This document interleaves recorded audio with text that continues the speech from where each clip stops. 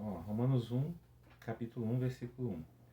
Paulo, servo de Cristo, chamado para ser apóstolo, separado para o Evangelho de Deus, o qual foi prometido por ele de antemão por meio dos seus profetas nas Escrituras Sagradas, acerca do seu Filho, que com ele era descendente de Davi, e mediante ao Espírito de Santidade foi declarado Filho de Deus, com poder, pela sua ressurreição dentre os mortos, Jesus Cristo, nosso Senhor.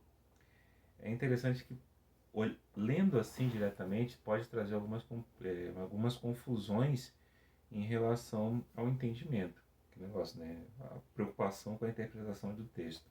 Principalmente nesse primeiro versículo que diz: Paulo, servo de Cristo, chamado para ser apóstolo e separado para o Evangelho de Deus.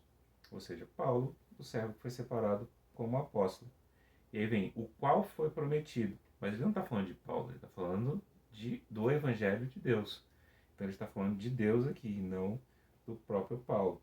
O qual foi prometido por ele de antemão pelo meio dos seus profetas nas Escrituras Sagradas. Então ele, lembrando de tudo aquilo que foi profetizado no Antigo Testamento, né, sobre Deus. Né, e aí ele vai explicar quem é esse Deus. Acerca de seu filho, que, como homem, era descendente de Davi, e que, mediante ao Espírito de Santidade, interessante que esse Espírito está com letra maiúscula, que é o Espírito da revelação, né, o Espírito Santo, foi declarado Filho de Deus com poder pela sua ressurreição dentre os mortos. Então ele foi declarado Filho de Deus, né, foi encontrado Filho de Deus e, na verdade, não com poder pela ressurreição, mas devido à sua ressurreição demonstrou o seu grande poder, né, dentre os mortos. E aí ele continua explicando quem é. Quem é? Jesus Cristo, ou seja, Jesus o Messias, Jesus o Cristo, né, o nosso Senhor, aquele que é o grande responsável, né, por nossas vidas. Né? E a ideia de Senhor é realmente aquelas ideias de Senhor em que há um Senhor e um servo, há um mestre, né? Há aquele que é dono das pessoas que estão abaixo dele. É realmente aquela relação que existia na época do escravo. Então, quando ele fala nosso Senhor, é aquele que nos controla, é aquele que nos guia, é aquele que está com toda a autoridade sobre nossas vidas, e nós somos seus servos. E aí, continuando no versículo 5, diz: por meio dele e por causa do seu nome recebemos graça e apostolado para chamar dentre todas as nações um povo para a obediência que vem pela fé.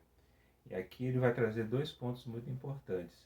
A graça de Deus, que é um favor que nós não merecemos, mas ele deu isso por nós, mesmo sem nós merecermos.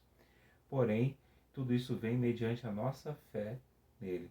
Então, quando depositamos nossa fé, nós temos obediência nas suas palavras e assim recebemos graça. E vocês também estão entre os chamados para pertencerem a Jesus Cristo. A todos os que em Roma são amados de Deus e chamados para serem santos. A vocês, graça e paz da parte do nosso Senhor. A vocês, graça e paz da parte de Deus, nosso Pai, e do Senhor Jesus Cristo.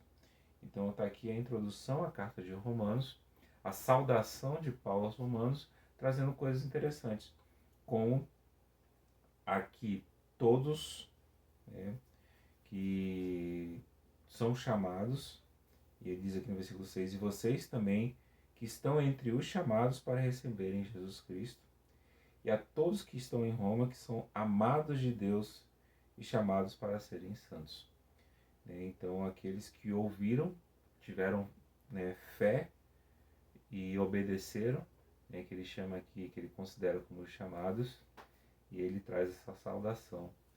Mas é interessante observar que já aqui ele traz a importância da graça que o Senhor Jesus fez por nós, nos deu, né, e que nós o aceitamos e E tudo vem mediante a nossa fé nele, o crer nele. Amém.